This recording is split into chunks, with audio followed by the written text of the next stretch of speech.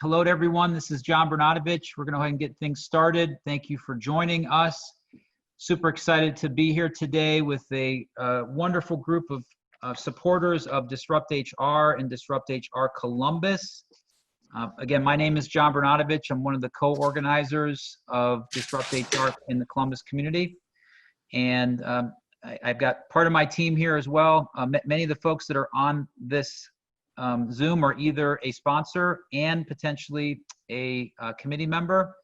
And I know that Bridget Klein and Jamie Myers from my team are also on as well, are a huge part of where we're at today as it relates to continuing the momentum for DisruptHR Columbus. So hope everyone's staying safe, continue to remain healthy and patient as we endure COVID-19, as well as all that has been going on in 2020, which we're going to be talking about a number of those topics here. So first and foremost, I know the poll question was opened up about what are you drinking? So hopefully everyone has taken advantage of the happy hour section of our time. And so we're going to go ahead and get started. This is the second virtual roundtable that we had or have had. We did one on April 30th with our speakers, and we're doing now one with our sponsors, and we plan on in a couple months doing another one with our speakers on relevant topics at that time. So again, welcome to everyone. So another poll question here that Bridget's going to put up. Have you been to a DisruptHR event before, other than this virtual one?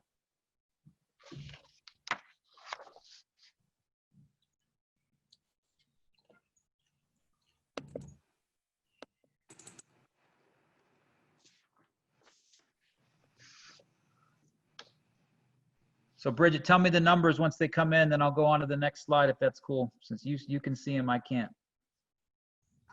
It looks like a lot of you guys are new to the concept of Disrupt. We have about 75% who have never been to a live DisruptHR before, with 50% having not been to an event or a virtual event.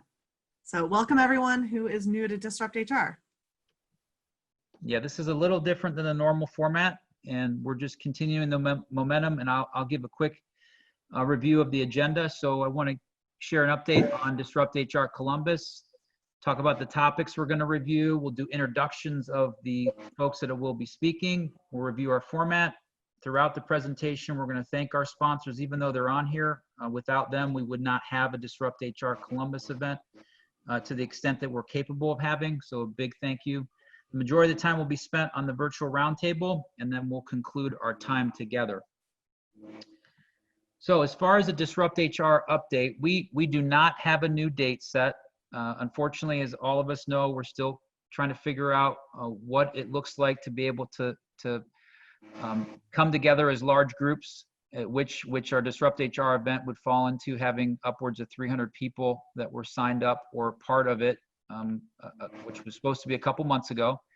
We being Bridget, Jamie, and myself, were asked by Jen McGlure, who is rumored to be listening in as one of the potential folks in the crowd for today. We were asked to be on just a roundtable communication and dialogue around how can they continue, how can DisruptHR corporate continue to do what they're doing, but in a virtual forum. And many of us have heard and know that DisruptHR is about the fellowship, the community, the networking, and then the live presentations.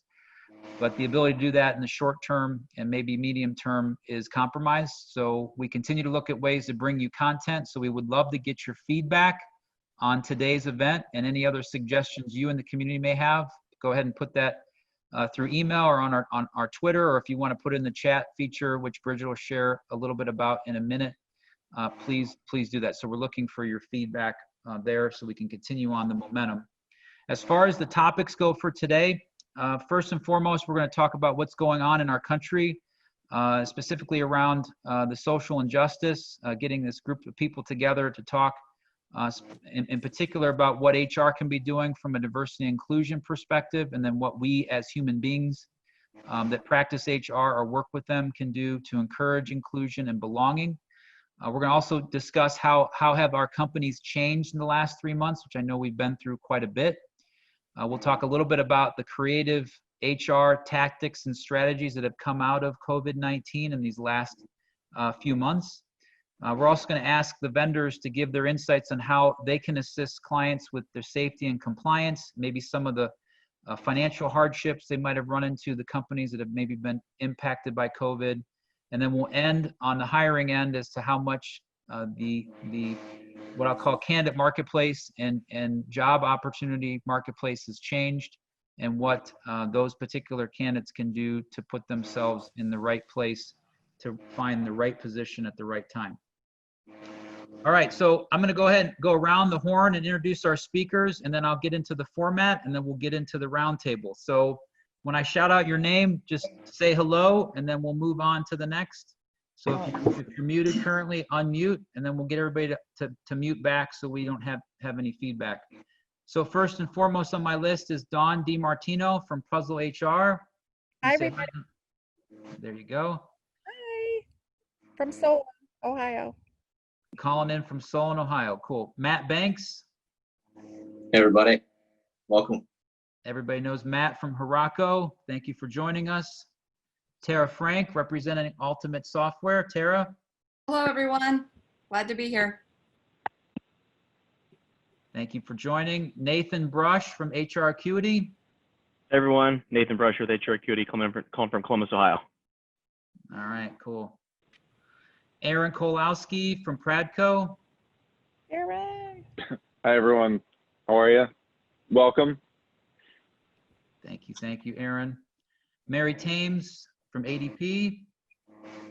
Hello, thanks for having me, John. Thank you. Niall Moeller from USI. You out there, Niall? Hi, everybody. Hello, Niall. Brian Fox from Nimble Learning Solutions. Hello, everyone. So glad to be here. He's our improv pro, so if he seems like super ready to answer any question, what is it? Yes, and, right, Brian? Yes, and? Yes, and. Yes, and. Yes. You can throw a because in there. Yes, and because if you want. You can get fancy. Oh, no, go next level with it. All right, just learn something new. All right. All right, next is Mike Corolla. Mike's coming in from Workday in Philadelphia. Hey, everybody. Good to be here. I think Dawn and Mike are fighting for the best background. We got a competition. And I'm sorry for any Cincinnati Bengal fans that are down in Columbus watching in today. I know it was risky. Browns or Cincinnati Bengals for those pro fans. All right. Next is Archana Ramarthi from Workday. Hi, everyone. Excited to be here. Thank you for joining us. I know you're calling in from, or zooming in, I should say, from California. So thank you for taking the time. Also joined by Holly Hall from Willery. Hi, everyone. I'm calling in from Catawba Island area. Nice. You could have had a pretty view too, but it looks like you're stuck in your office like many of us. Yes. Should have had John take you out on the boat and do a Zoom from there. I don't know how you. There we go. All right, Jamie Myers from Willery as well. What's up, my people? Nice. What's up, Jamie? All right, and last but not least, Leanne Butchko from Paychecks. Hello, everyone. Thanks for having me. You're welcome. Thank you for being here. All right, so let me get into the format real quick. For those of you that were not on the last roundtable, it's pretty simple. So we're going to cover 8 topics. We've got a select group of panelists that will participate and share their insights. And we're going to cover those topics in 5 minutes or less. There may be 1 or 2 that goes over. If they do and the momentum's there, I'll keep it going. If I feel like we're going to run over our time limit of 5 o'clock, then I'll kind of pull things back in as it relates to that. So I did want to just quickly go over that. For all the speakers, if you guys wouldn't mind going on mute unless your section is up, that'd be great. That way we can avoid any background noise. So without further ado, I'll let Bridget share a few things about the chat feature, and then we'll get into today's event. All right, so John didn't introduce me. I think he's letting me introduce myself. I'm Bridget, also from Willery. Today, we do want to encourage conversation and chatting. So please use the chat feature to kind of talk about what the speakers are talking about, adding your 2 cents. If you want everyone to see it, make sure you select to all panelists and attendees. Otherwise, it is just going to go to the panel, I think it's 13 panelists on the call. Now, if you have a very specific question for one of the speakers or for the Disrupt HR committee, go ahead and use the Q&A feature. I'll be monitoring the chat and the Q&A for any questions, but the Q&A is really where we'll be able to capture any really strong questions you want asked, and we'll either ask them at the end if we have time or kind of facilitate it to the right person. If something happens and you get disconnected from this Zoom, we are on Facebook Live for DisruptHRCbus, and you can capture everything there. Unless you're a panelist, at which point if you get disconnected before your time is up, please give me a text and I will get you back on. And if I'm going to screw up, I was most worried today about messing up someone's name, which I'm sure I screwed that up once or twice. With a last name like Bernadovich, I should be much more skilled at that. In addition to that, I guess if I'm going to forget anybody, I might as well forget one of my employees that works with me. But Bridget, I'm so sorry. I apologize for that. Because you put all this together, you fell off of my list. So thank you. All right, so I know this seems odd to thank our sponsors while our sponsors are going to speak, but this is really important to us. As someone that has participated in a number of Disrupt HRs in Cleveland, and our firm has sponsored that since inception, I understand the impact that sponsoring an event like this can have on the community, and Disrupt HR is such a unique forum that we wanted to showcase again. Our event sponsor, Willery, our gold sponsor of Ultimate Software, and our silver sponsor of ADP. Thank you to Willery, Ultimate, and ADP for supporting this event with your financial investment. At the same time, we have bronze sponsors, USI, Delta Dental, Pradco, HR Acuity, How's My HR, Puzzle HR, and Anthem Blue Cross Blue Shield. And then some additional sponsors of Workday, Nimble Learning Strategies, ClearPath, Haraco, and Paychex. So that being said, just let me real quick, again, showcase a few of our sponsors. AltiPro, first to SaaS, first to predictive analytics, first to native language, first to AI, and just recently, many of you might have heard that they merged with Kronos. Also want to give a shout out to the local HR chapter in Columbus for Haraco. Again, they're having virtual meetings now that I saw pop up. I know some of the disruption in COVID has been very impactful to the local SHRM chapters. So let's continue to keep supporting them because they're so paramountly important. We'll hear more from USI and Niall Moeller and his expertise in insurance support to companies. Also, Don DiMartino in Puzzle HR, their ability to help out companies with their fractional HR support. And then Nimble Learning Strategies, that's our yes and because guy, Brian Fox. Thank you, Brian. All right, so that being said, let's get into today's roundtable discussion. And I know this is a topic that has been getting more and more discussion throughout anywhere you're at, whether it be at home or at work or in social settings, based upon the recent events that happened to George Floyd, and then the impact that it had on communities, on so many people, that we wanted to start here. And I want to be real respectful to the fact that we're represented, and just I'm going to say it because we're represented by a large group of white people on today's panel. And the reason why I wanted to start here is I think it's really important for us to talk about this as a group. And the more dialogue and communication that we can have on this topic, the more awareness we can bring, the more that we can better understand people's perspective. So I'm going to open up the floor for Holly, Tara, and Aaron. If you wouldn't mind sharing your perspective of what responsibilities do companies have to support diversity inclusion programs as a way to positively impact social injustice concerns in our country.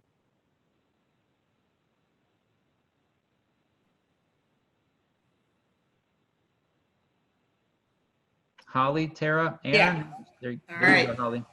Yep. All right, I'll go ahead. I think that the responsibilities that companies have first and foremost is to understand and work within their own businesses around how to provide a diversity and inclusion environment, because I don't know if they could, I would like them to start there, because I think that helps then impact positively within their own organization, and then look at how do we then help the community and provide a positive impact. But I think it starts with the business itself and having a strategy on their diversity inclusion and what are they doing, and kind of doing an assessment of themselves.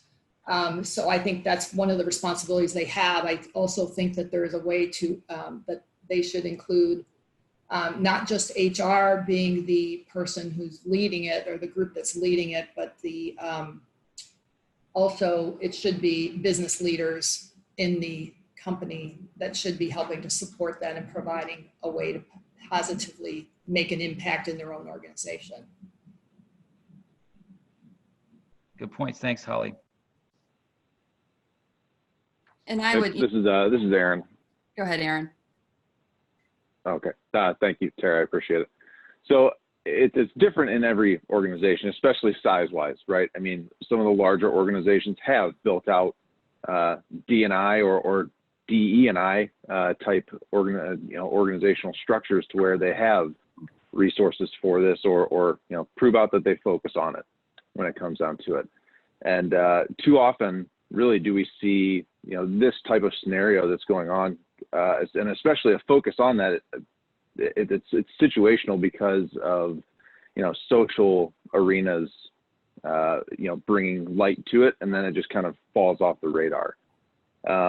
With recent events, you hear everyone commenting on it, saying they'll donate, etc., around the topics, specific organizations, etc.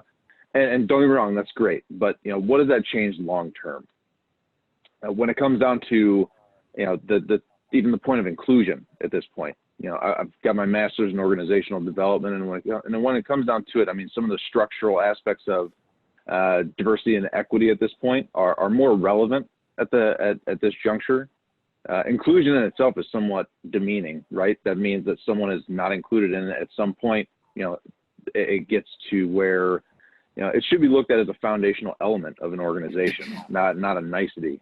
So even in those organizations that are smaller, leveraging things like ERGs, the leadership team, to help implement something across the board would be huge. So evaluating what it looks like from a foundational standpoint is absolutely necessary. Driving awareness and creating positive, sustainable change after that is going to be paramount to actually adopting something around that. A lot of studies actually show that bias around race, gender, sexuality, etc., are learned, and organizations really need to mandate, some sort of institutional change to leverage that process or their internal DE&I to really create change long term. The other big thing is, corporate social responsibility. That's all about, not only the environment, but also social arenas that we have to play in on a daily basis. That should be part of, that mission or value statement that they actually have. And then I guess, really long term from my perspective, developing a culture of accountability around that. So making sure that, you can use tools in the hiring process to make sure that someone values diversity. They don't have biases coming in. They've got high integrity, strength of character, etc. Things like assessments can actually do that. Broad training around unconscious bias to handle situations and scenarios that arise, and then really reinforcing the organizational stance by, again, creating developmental opportunities, coaching, as well as even training around some of those more sensitive topics that come up. Yeah, definitely what Aaron and Holly was saying. I definitely think it's, company's responsibility to have diversity inclusion programs. And to Aaron's point, depending on the size of the company you're with, you may not have the resources to roll some of that out, but it's definitely important to focus on it. And I do think it's more than just having the program or the role of someone to oversee diversity and inclusion. It's also having the platform for everyone to speak up and to listen to others and to be trained on what they should be doing with those interactions. And I also think it's really important for companies to focus on diversity in their leadership roles, right? And making sure that there's seats at the table for everyone in what they're doing, and continuing to focus on that and having support from top down. And I think Aaron kind of mentioned this a little bit. I think all companies and organizations now understand our social responsibility, and it's giving our employees the voice and the avenue, and speaking out against social injustices is really important for us to do, not just for the country and the communities we live in, but we have kids as well, right? So to make sure that we understand what type of conversations we're having. Thank you, Tara. Aaron, Holly, I know specifically just from my perspective and the things that we've seen, I try to make it as simple as possible. And I first start with seeking to understand. So the thought of how do people feel and what is the impact, not having to personally have experienced some of the things that others have, and understanding that, and then just doing the right thing and doing unto people as you wish to have done unto you seems very logical and sensible. But all too often it's not. And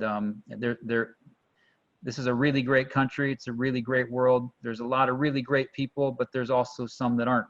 And we feel the impacts of that and trying to navigate through all of it. So appreciate you guys sharing your insights there. We're going to continue on that topic and kind of going beyond a traditional DE&I, depending on how you look at it, program within an organization. So we next wanted to talk a little bit about, so beyond that formal program that you could have, what is HR's responsibility to go above and beyond to its employees to encourage that inclusion and belonging?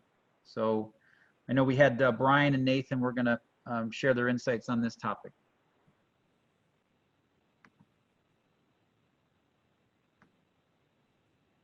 I can go first. Thanks everyone for being here today. Yeah, this is obviously a very timely topic, and I feel fortunate to work for an incredible company and work with incredible clients. And I've gotten to talk to my clients about how they're managing the situation today. And I thought I'd put together some of my thoughts and our CEO's thoughts on the couple big bullet points I see here outside of a diversity and inclusion process and organization. I think number one is setting an example. Just starting a dialogue is going to help. And we know that credible leadership can't, and it can't remain silent. It won't remain silent at any level of the organization, whether it's a manager or a supervisor or the CEO of an organization. And I think it's surprising once you start speaking up how willing people are to talk about it. They want to talk about it. So I think that's the big one. We've seen examples of this with Tim Cook, the CEO of Apple, with a letter to his employees on the death of George Floyd and the need for continued progress for equality and also inclusivity at Apple. Our own CEO, Deb Muller, has really started the dialogue as well. Really with things, donations to the NAACP Defense Fund. We have roundtables and webinars about this. We actually have one tomorrow around racism in the workplace. I encourage you all to attend that. And we've also even personally in our company announced a new benefit where all of us as employees have 8 hours a year to donate back to the communities that we choose and volunteer work to fight inequalities. I think number two is really just being transparent and vulnerable. Look, I don't have all the answers. Leaders don't have all the answers, but being able to have a dialogue and I think you'll instantly have credibility and trust from your team members and being a real person. Three, creating a safe space and safe work environment. Again, just creating that open dialogue, knowing you don't have all the answers and just being open to share and listen and learn more from your colleagues. Four, really recognizing you don't have all the answers and being open to learning. Personally, I have no idea what it's like to be Black or brown in my community or anywhere for that matter. So I need to educate myself and open my mind up to the inequalities that I can't even see. They're invisible to me today. So we've dedicated time in our organization, and clients I work with, I know you're doing this as well, is really devoting time to understand, being empathetic, listening, and learning at all times. 5, making connections with folks that are at your organization that are Black and brown colleagues, that let them know that you have their support, because they might not know it unless you really just talk to them about it. They can't assume that. And I think 6, just taking action, public actions, donations, joining organizations to fight racism, supporting change your organization at your industry level, your community, and a national level. So those are probably the top things I would think of that I work with my clients on, and organizations, and what we've heard from my organization as well. So. Thank you. I just wanted to add on to that. First, by just saying thank you to John and the host committee and the fellow sponsors for, bringing this conversation forward. It's every forum we should be talking about this kind of stuff. Excuse me. Just to give you a little context sort of where I'm coming from, John mentioned earlier that I come from an improv background, which may seem a little bit disjointed for this conversation. I'm going to tie that together in a second. But just to give you some background, I've spent 20 years using improvisational theater as a channel for individual growth, for group cohesion, and for organizational success. And what I do is I take the art form of improvisation, which is making a scene up on the spot with just an audience suggestion and no script, and translating those techniques to help professionals really at any level so that they can improve how they communicate, how they collaborate, and how they lead. So I'm not an expert on diversity and inclusion. I'm just an ally on a journey like all of you, and I've got this great desire to help other allies become better allies. And so based on what I've learned from D&I experts is really, that I want to share like 2 principles from improvisation that sort of tag on or add on to what's been said so far.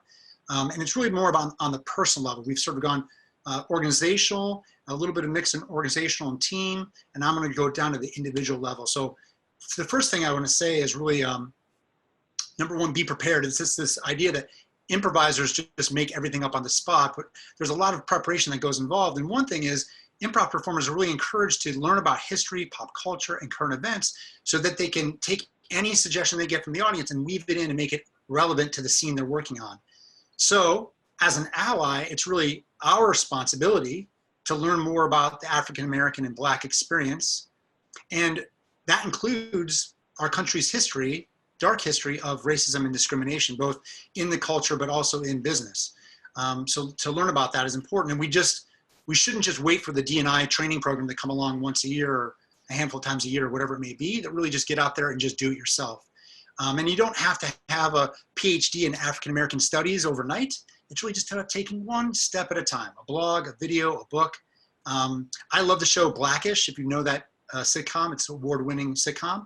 And I learn and laugh at the same time, right? So there's a lot of different ways to tap into that. And the more that we educate ourselves, the more prepared we are to really understand the relevance of this moment that's happening right now that we're all living through from vastly different perspectives.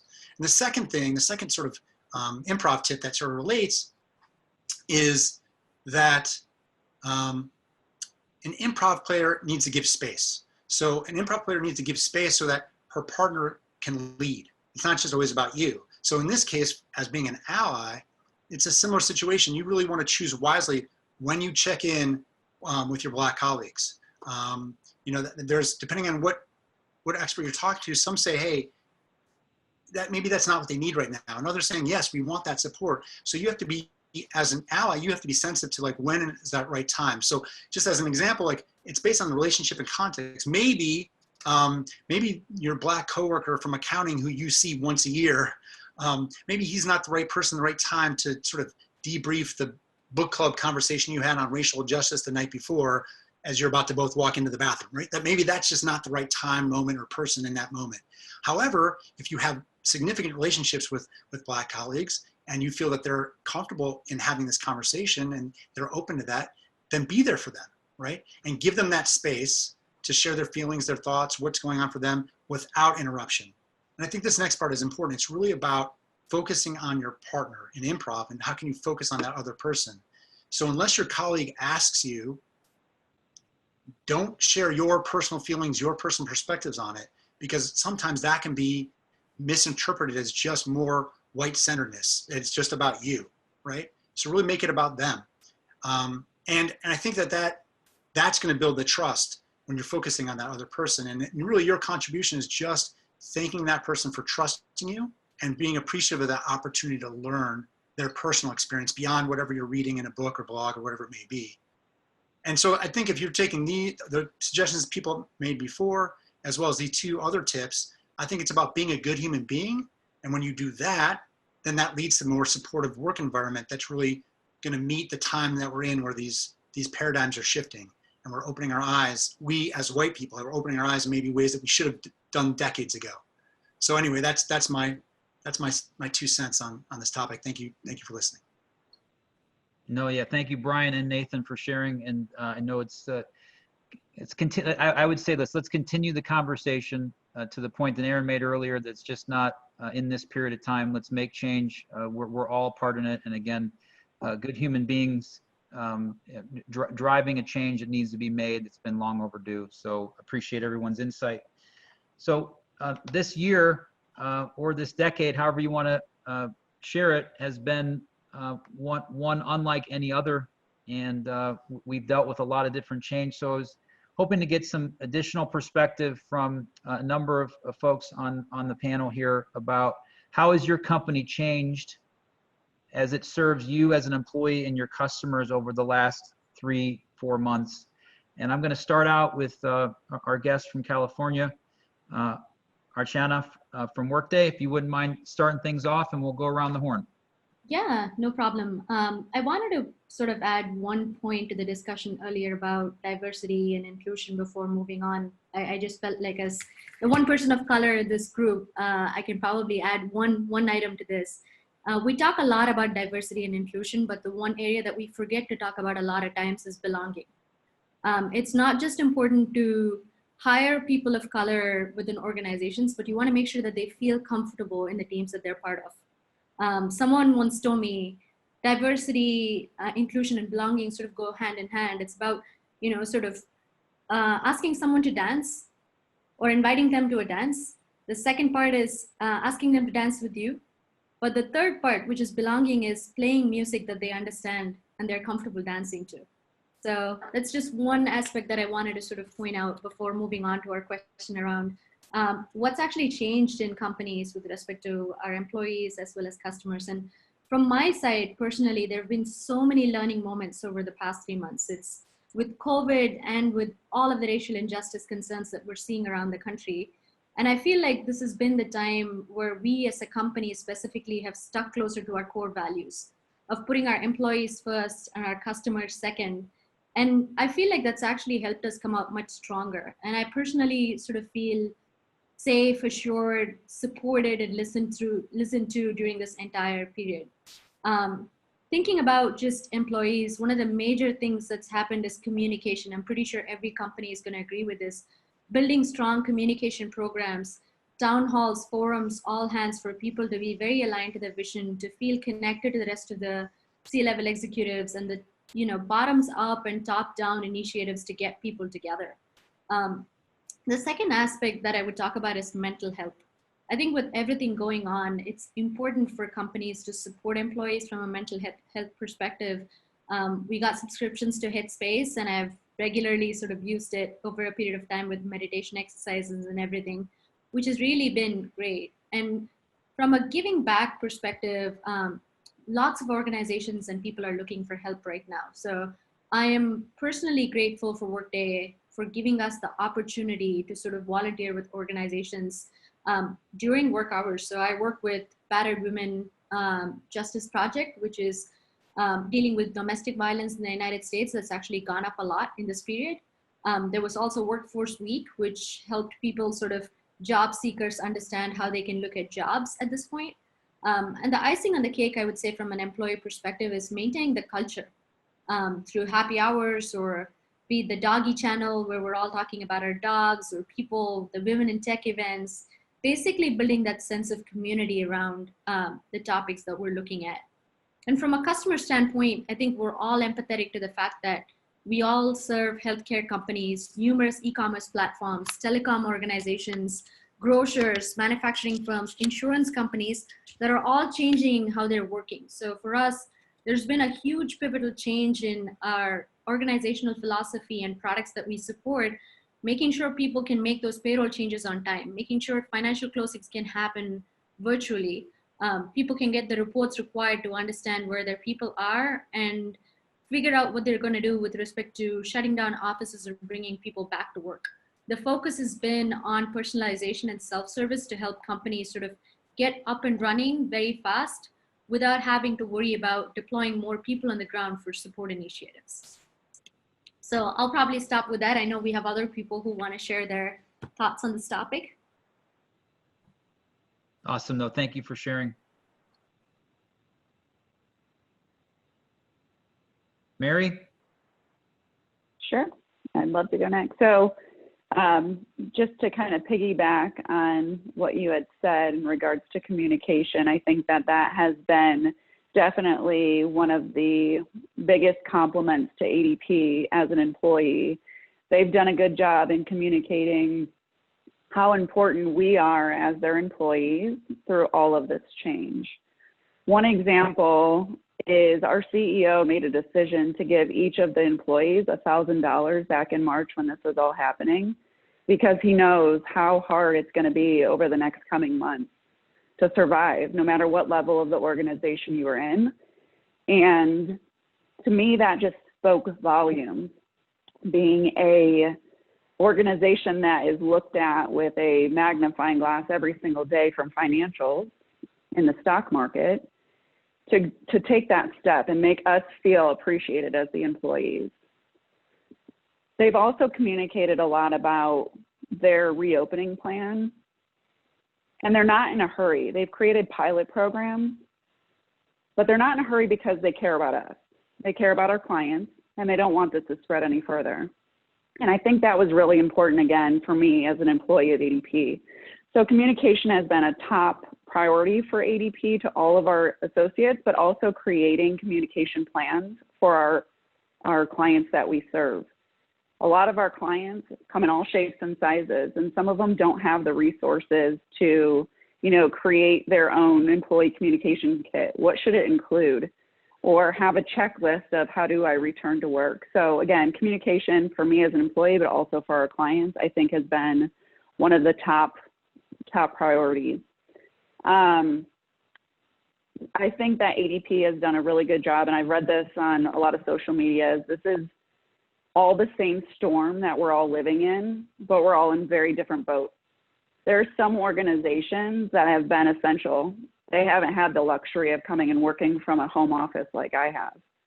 There's other groups that are working from home and didn't have the resources to do so.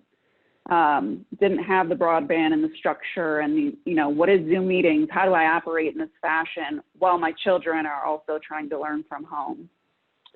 So I think that, allowing flexibility as an employee, but also for our clients, allowing them flexibility as we all try to manage this storm together has been one of the biggest differentiators that, that we can offer. Thank you, Mary. That's great. I know we have time for one more. I know we had a couple other people interested in this. I'll let you fight over that. Speak now or forever hold your peace. I'll go. This is Tara. Okay. So, I feel blessed to work for Ultimate, who's always we've always put our people first, and we live and breathe that every day. And we have a philosophy of partners for life with our clients. And not only has COVID been going on, but we also finalized the merger with Kronos during all of this as well. So, I think too, I heard Mary say that as well. The communication piece has been huge for Ultimate. That's continued, the transparency. For the employees, we get an email from CEO Aaron every single week updating us on the business, being very transparent, not only about the merger, but what we're doing for our clients and what we're doing for our employees. Some of the things they've done for us as far as support is we've done an employee relief fund. So again, even though Ultimate didn't have to worry about layoffs or furloughs, we know we have employees and colleagues that we work with that their spouse or partner, significant other may have had that. So we were able to do an employee relief fund for our employees. We've also done Kids Corner, knowing that we're all trying to work from home with kids. So not only could employees take advantage of that, but our clients did. They also gave us access to free tutoring for our kids, because again, we're trying to be teachers and work all at the same time. And another thing they're doing this summer is virtual summer camps for our children. So really trying to focus on that whole people first aspect of thing, mental well-being, free yoga classes. And then as far as our clients, I've heard us talk about this, it's being more flexible and understanding where they are. Some we're working with hospitals and they're essential, but then there's other manufacturing companies that may have to be working, with off furloughs, deciding when to bring people back, having financial impact. So again, it's just listening, being flexible. We did a resource center for our clients as well. We do fun webcast webinars. We did a cooking with a chef. So we've been trying to make it fun, lighthearted at times as well to get everybody through this. Great points, Tara. Thank you. And it's neat to be able to showcase how your companies have been helping you and your clients at the same time. So we'll continue on into our next subject, but I did want to, again, give a chance. Again, many of you get to see the faces with the names of the sponsors that we have. So Mary, who just shared some of her insights of what ADP has brung to her and to the clients, again, significantly position in the market, leader in the payroll and HR and HCM space. So thank you, Mary, for your support and ADP. Also to Aaron from Pradco. It mentioned some of the assessment and leadership development tools and resources that are available in the community. If you're looking for that, please consider supporting Aaron. We're not able to be joined by Joyce today from Anthem, but I wanted to give a shout out to them for their presence, not only from a business perspective, but an employee and supporting Ohio, Central Ohio, Northeast Ohio, and everywhere in between. Also, Clear Path Benefit Advisors. Unfortunately, Denise was not able to be with us today, was intended to be. Again, providing support from an HR consultancy and employee benefits perspective. And then shameless plug for one of Willery's companies for How's My HR. If you're looking for a way to digitally figure out how good or bad in that regard your HR function is, we've automated an HR audit, and we're giving a discount if you're interested. DHR client 62520. I'm sure Bridget will put that in the chat for anybody that wants it. So please consider that. And thank you again to the sponsors. So as we move on to our next topic, I'm going to ask Mike from Workday to take a stab at this one first. What's been the most creative HR tactic or strategy you've seen during this time from one of your clients or maybe even your own company?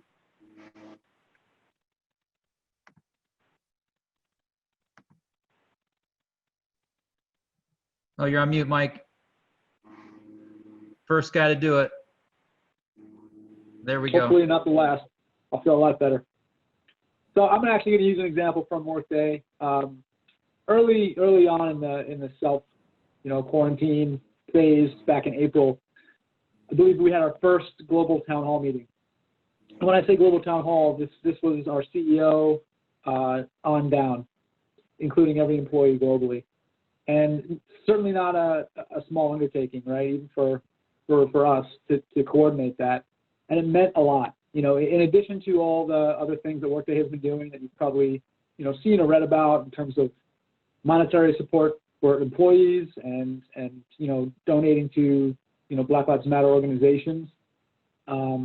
This resonated nearly as much, to me and a lot of us, because it was very much human to just spend an hour as a full organization and connect with folks around the world and trade stories and what we're all going through and just be real. And it was a very real 60 minutes. And there were some funny moments, some scary moments. This was back in April, and since we've done several more. And creative is one word for it. I think, though, I would just say it was real. That's the best word for it. And I think a CEO or a CHRO can say we're all in this together in an email, but those words on a screen really don't resonate as much as something like that. A moment where we were literally just trading stories with our, C-suite and everybody else, and just being people going through a crisis. And whether it was COVID or, the social injustice over the past 6 weeks, I really just applaud Workday and especially our leaders for understanding that that's what we needed more than anything, was just those human real moments and just connecting and listening and learning and, so I'd say, yeah, that was the realest over the past 3 months. Yeah, thanks, Mike, for sharing. Yeah, I'll share just one thing real quick that maybe not necessarily creative, but resourceful. So I know one of the most impacted things during COVID has been layoffs, furloughs to employees. We've seen significantly record high unemployment. And I've heard of 2 clients specifically that have intentionally kind of round throughout their entire organization as where else can we redeploy these people into a different job function, different responsibility. One that was, at least to me, very unique. They had a bunch of maintenance that needed to be done, painting at a facility, and they had contracted with an outside resource, but they realized that their business was down. So they asked a group of employees that would potentially have lost their job, could we redeploy you in a different way? And again, I'm sure they weren't thinking of painting at work, but they all signed up for it because they believed in the mission and purpose of the company and got behind it. And I thought it was just such a unique way of just, before we lay someone off, what is another job or responsibility or thing that needs to be done in the midst of all this? So, and they were painting the walls, Bridget, not necessarily like painting like on a canvas. So if you like to paint, I've got plenty of work to be done, because that's not one of my favorite things. Yeah, I just mentioned John that he could redeploy me to paint. I love painting walls, so I am to do that in our virtual work environment. I think you're going to get a lot of referrals from that. You're going to get your name and number and text for doing that. So, all right, thanks, Mike, for sharing. So we're going to move on to the next topic. So from a vendor perspective, I think this is paramount as far as supporting clients from a safety and compliance perspective. And I'd love if Mary, if you could start things off from ADP as to what your organization has been able to do to help clients in this regard. Yeah, of course. So I think first and foremost, again, it goes back to what we were just talking about, communication. So there's been a lot of changes from a legislation perspective, a lot of updates on reporting capabilities and how you have to code things specific to HR and payroll. So just understanding, having feet on the street to get a better grip on all things that are changing, and then communicating that effectively to our clients. Also updating and deploying technology, solutions that will continue to adapt with the changes quickly, because things are changing at the snap of a finger. So that's another thing that we've been doing, as well as those groups that are now in this remote environment. Like, there's got to be other ways that we can help their employees. So, things like being able to offer flexible payment methods. So we have partnerships with, groups like Daily Pay, that if an employee is in a pinch, that they need access to funds right away. Again, that flexibility to be able to offer that in a safe and compliant manner, or being able to onboard a new employee into the organization in a virtual environment so that, you're not too close where you could potentially spread the disease.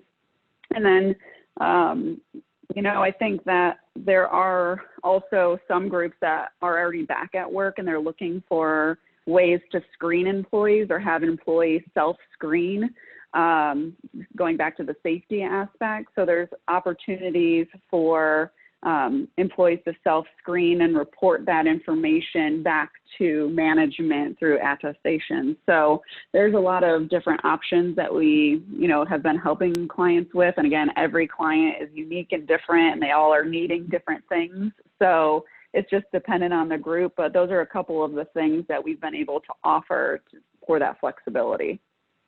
Thank you, Mary. How about you, Niall?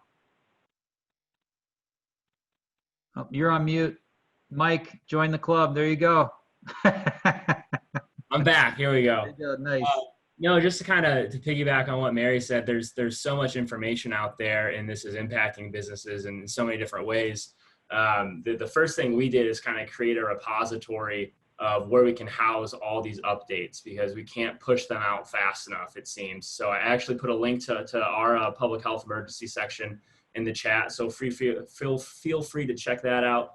And to Mary's point as well, there are some companies that their return to work is going to look different in the sense that they're not coming back to an office environment. So we put together a lot of guidelines in terms of, you know, work from home guides, telecommuting policies and procedures, and then, you know, what does your cyber exposure look like? So that's important information. And then from, you know, a more specific employee benefits standpoint, we looked a lot at, you know, how does this affect your group health plan coverage? You know, what are eligibility considerations with furloughed employees and bringing them back? You know, how are you going to test employees and what are you going to do with them if they test positive? So putting together a ton of FAQs on that information and white papers, and then again, just, you know, blasting that out to clients and prospects, and then from there being able to have a more specific conversation, you know, to address their specific needs. Thank you, Niall. All right, well, for the sake of time, I'm gonna move on to the next question. And so that next question is specific to, again, vendors being able to help from a financial pressure perspective. I know as a small company, I know we have reached out to a number of the vendors that we do business with to see what they can do to help and assist. And I know, Niall, you had some insights here potentially you wanted to share in regards to how you as a vendor or other vendors could help clients in these unique financial pressures. Right. So a part of this question that isn't, you know, the unsaid part is how can we assist with financial pressure without, you know, eliminating benefits from employees, right? It's how can we save money without taking more things away from employees? So on the benefits side, some levers you can pull on behind the scenes that aren't going to impact their benefits package are, you know, look at your funding strategy. Or if you're currently fully insured, have you looked at moving to a partially self-funded, a traditional self-funding, or a reference-based pricing plan? You know, those offer quite a bit of savings, anywhere from, you know, 7% to 12% off your employee benefits spend. With, you know, and that's something that employees aren't going to know about. They're not going to know what funding strategy you're using. And then from there, you can look at your pharmacy contract. I know that's a hot topic right now. So assessing your pharmacy contract, what do your rebates look like? You know, what are your AWP discount guarantees look like? Are those discounts competitive? How are your formularies defined? And really digging into that information to give yourself the most advantageous pharmacy contract possible. And then to get even further in the weeds, you can then start to look at independent prior authorization strategies, as well as, you know, specialty drug strategies as well to further increase savings. So those are both things you can kind of lean on for savings on a hard dollar sense. And then, you know, it's really important from there, especially now, how are you communicating your benefits package to your employees, right? Now more than ever, it's important to show them that you're investing in them and you're bringing value to them. So, you know, if you're not taking advantage of the mobile apps that are out there to push out information and communicate your benefits package to them, you're missing out. You know, 70 to 80% of people have smartphones now. So to be able to put that information directly in their hand is really useful. Total value compensation statements, you know, again, making sure your employees are aware of what you're investing in them. Awesome, Niall, thank you. And I know Leanne from Paychecks, you wanted to share a little bit on this subject as well. Yeah, absolutely. I feel like what we're hearing most from clients right now is that they need assistance just making sure that they're positioning themselves to get their PPP loans forgiven. So a lot of tools and support resources when it comes to, you know, what they need to do to make sure that they get the most out of that. From a workforce standpoint, I would say I would definitely agree. We're doing a lot of strategies around how to make financial decisions with the least amount of impact to your employees. So we're helping clients kind of work through that, tapping into predictive analytics on their labor costs, you know, to look at the scheduling, how much is payroll going to be, taking a look at minimizing overtime through that. And offering some flexible pay options as well. Sometimes clients need to issue checks on site as opposed to doing direct deposits. They need to make some changes. But I think it's important to also take a look at the employee financial concerns as well. So giving them some options to maybe tap into earned wages that they that they have coming without a financial impact to the company. And definitely making sure that they have access to a financial wellness program and an employee assistance program so that they have support and resources to go to make sure that, they are talking to someone about the challenges that they're facing as well. Cool. Thank you, Leanne. Appreciate it very much.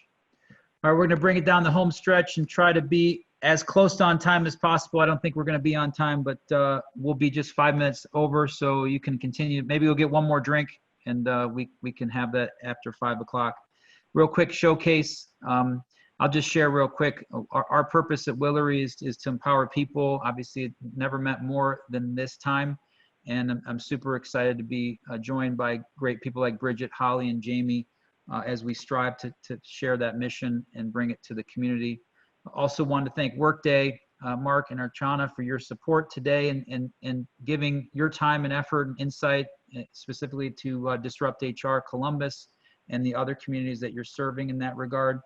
Unfortunately, we weren't able to be joined by the representative from Delta Dental, but if you're in the need for dental insurance, there's probably only one place you would go first to look for that, and that would be Delta. Nathan Brush provides some great insight at the beginning and has a very unique and compelling story around employee relations technology through HR Acuity. So if you haven't heard of it before, please reach out to Nathan. I know he would appreciate the chance to share. And then Leanne was just showcasing some of the PPP technology and support that's available through Paychecks. So last two questions have to do with those folks that are maybe looking for jobs or employers that are looking for talent. So we've seen quite a bit of change in the hiring over the last 3 months. And I'm just curious what you think companies are doing differently as the country has went from record low unemployment to record high. And I know, Jamie, you were going to start things off. Yeah, so personally, I've definitely noticed a change in the world of hiring. I am a recruiter, so kind of hands-on when it comes to that. Right now, I'm seeing a supply and demand issue where I have many qualified candidates that have found themselves in a job search, maybe for the first time, but company job openings are limited. So pre-pandemic, the market was in favor of candidates. And the bottom line is that now the market's completely flip-flopped. So that's it for me. Matt, do you have something? Yeah. I think on a little unique situation. I was my position was recently eliminated about 2 weeks ago. So like most folks, definitely did that. But what I would recommend. Matt, you're breaking in and out, bud. It's like everybody on this panel. Oh man. Oh. Now you're back. Now, as soon as I said that. Am I back? All right. So having some issues. I don't have my own work computer anymore. It's my personal stuff. So I don't know if it's the internet or what, but I would just say recommend, reaching out to folks in your own network, the panel folks like they're here today.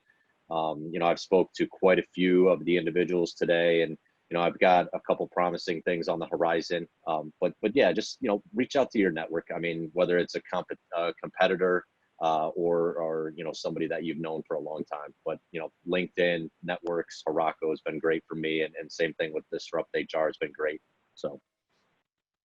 Yeah, and just real quick for those of you that might not have heard that, so Matt was part of a layoff at his company, and I know maybe the technology got the better of us, but this is a unique way for us to showcase. Many of us know Matt, great man, and I think this is a forum for us to help people in your situation. An example of highly qualified talent that's out there that may be in a unique hiring circumstance. So please consider Matt. If you want to share your information with those that are out there, please do so.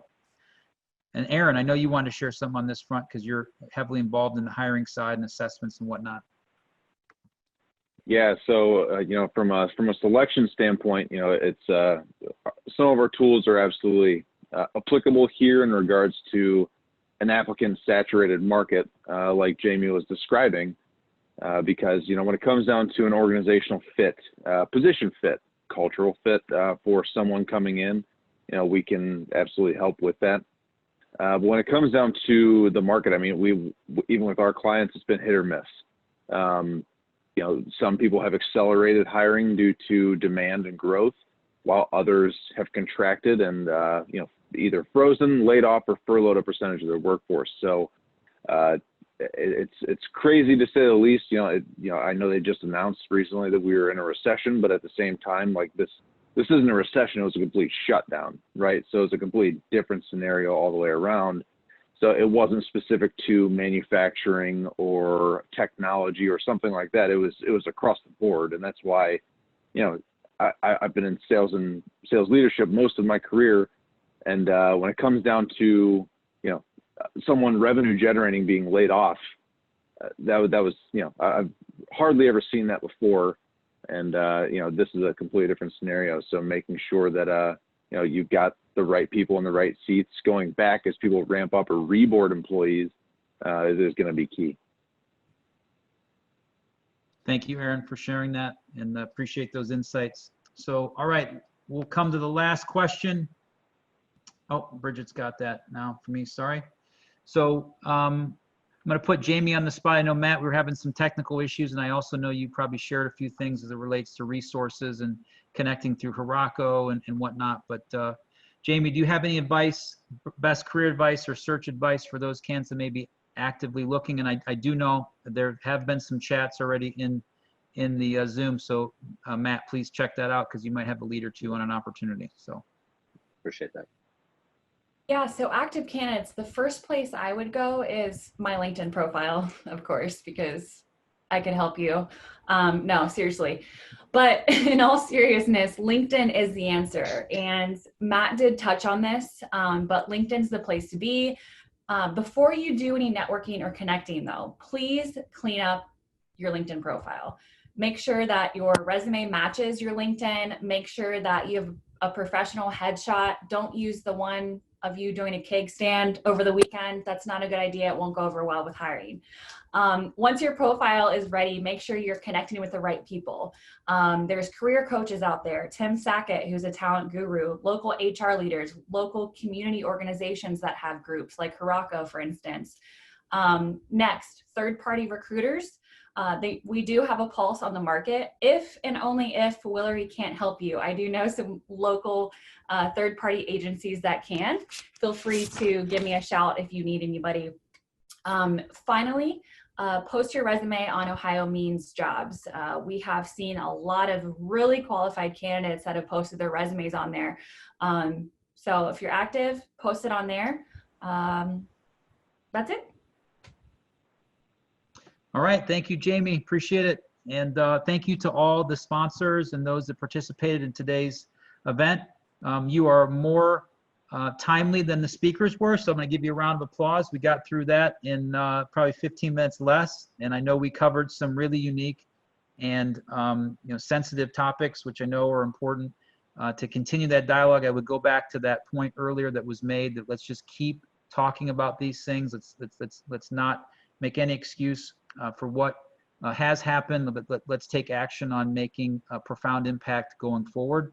And I just wanted to personally thank all of you sponsors for not only being a part of today, but also the investment that you've made in your time and in your company's money within the Disrupt HR Columbus. We will put on an event. I would love for it to be in person, but I want people to be prepared that it might not be, right? The first one we do might be something like this, but more like Disrupt HR. And so we're going to keep pressing forward in that regard, because I believe we are the 5th company to have this license, and we will not fail. We will put on this concept into the community, and appreciate everyone with your support and patience. So we're going to end just with a few last poll questions. Everybody sends you on for an enjoyable Thursday night. Continue to stay safe out there for everyone. I know Bridget will put those out there just to see if anybody still has PJs on when you woke up this morning and haven't changed, which that has happened once or twice or 1,000 times for those that have worked at home. So. All right, yeah, so we are done with the typical part of the Disrupt HR virtual roundtable, but we did have a couple poll questions that we skipped over for time's sake. We also did get a question. So this is for all the panelists, since this was a question that came in during the conversation. Have you guys seen any of your clients, or have you guys experienced companies asking their employees where they think they can cut back on operations, or really what the employees are thinking in terms of financial cutbacks?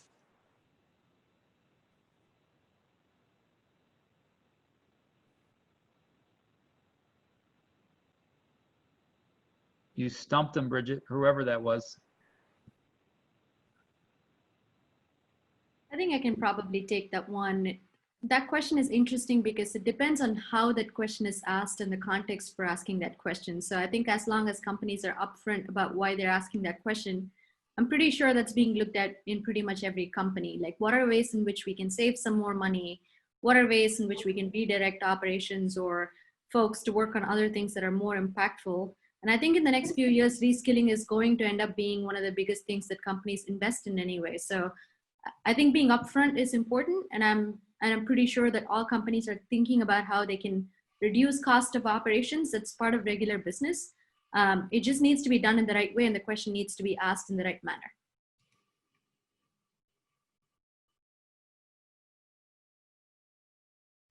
Thank you. Yeah, hopefully that kind of, I think that's also really important, is that kind of the thread of today has been that understanding. So I think as companies are looking to make changes from a financial position, understanding as much as possible is going to be incredibly important.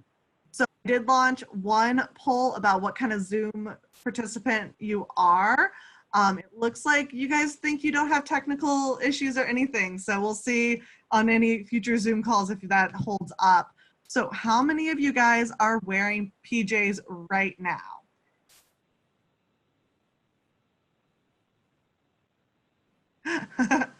I love watching these come in from my side. So like the first person said that they just changed before this call. And then I can see all the panelists. I'm going to call you guys out. It looks like every one of us would be wearing PJs or loungewear if it wasn't for being on camera. I agree. 100% same.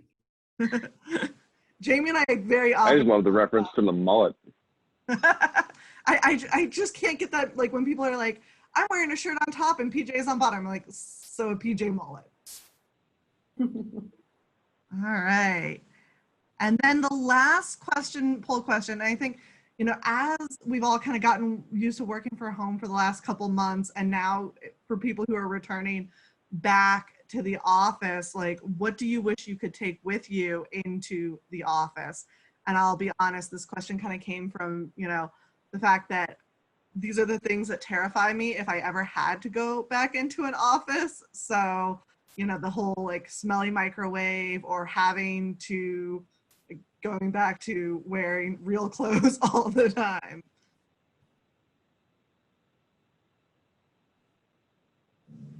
Oh, and clearly my dogs are trying to make a point about this. So, all right, thank you guys. It looks like most of us are enjoying the flexible scheduling. And John, do you have anything else before we end? I just hope everybody continues to stay safe, continue to work at your craft, and enjoy the summertime, the wonderful weather that I know many of us in the Midwest are experiencing right now as we balance through all that's going on, and continue to disrupt. And thank you all for being here.